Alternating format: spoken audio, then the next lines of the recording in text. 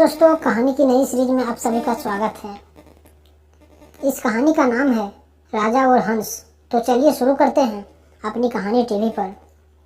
बहुत समय पहले एक राजा हुआ करता था जिसका नाम चित्ररथ था। उसके राज्य में एक बहुत बड़ा तालाब था।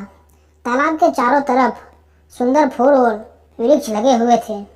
तालाब की सुंदरता से मोहित होकर हंसों का एक झुंड तालाब में आकर रहने लगा। हंसों की उस प्रजाति को हर 6 माह में संपूर्ण पंख निकालते थे। तालाब में रहने के बाद सभी हंस अपने स्वर्ण पंख उस राज्य के राजा को दे देते थे।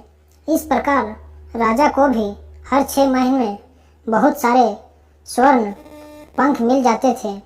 एक दिन उस तालाब में कहीं से एक बड़ा पक्षी आ गया और हंसों के बीच रहने लगा। हंसों का यह बात अच्छी नहीं लगी। हंसों का राजा उसे बड़े पक्षी के पास गया और बोला, हम इस तालाब में बहुत दिन से रह रहे हैं और इस तालाब में रहने के बदले इस राजा को स्वर्ण का पंख भी देते हैं। परंतु वह बड़े पक्षी हंसों की बात मानने को तैयार नहीं हुआ और जबरन उसके बीच रहने लगा। एक दिन हंसों से उसकी लड़ाई हो गई और सभी हंस ने मिलकर बड़े पक्षी को बहुत मारा।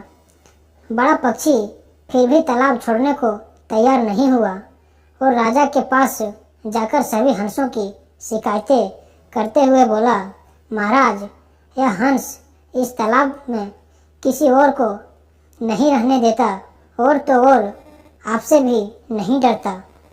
हंसों की शिकायत सुनकर राजा को गुस्सा आ गया और उसने अपने सेनापति को आदेश दिया कि उन हंसों को पकड़कर राज दरबार में लाया जाए। सेनापति सैनिक की टुकड़ी लेकर जब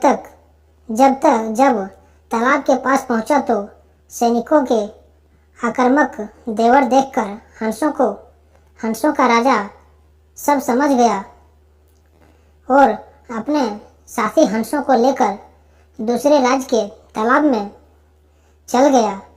इस प्रकार शरण में आए हुए हंसों को दुत्कार कर राजा को उनसे प्राप्त होने वाली स्वर्ण पंख से भी हाथ धोना पड़ा। शिक्षा।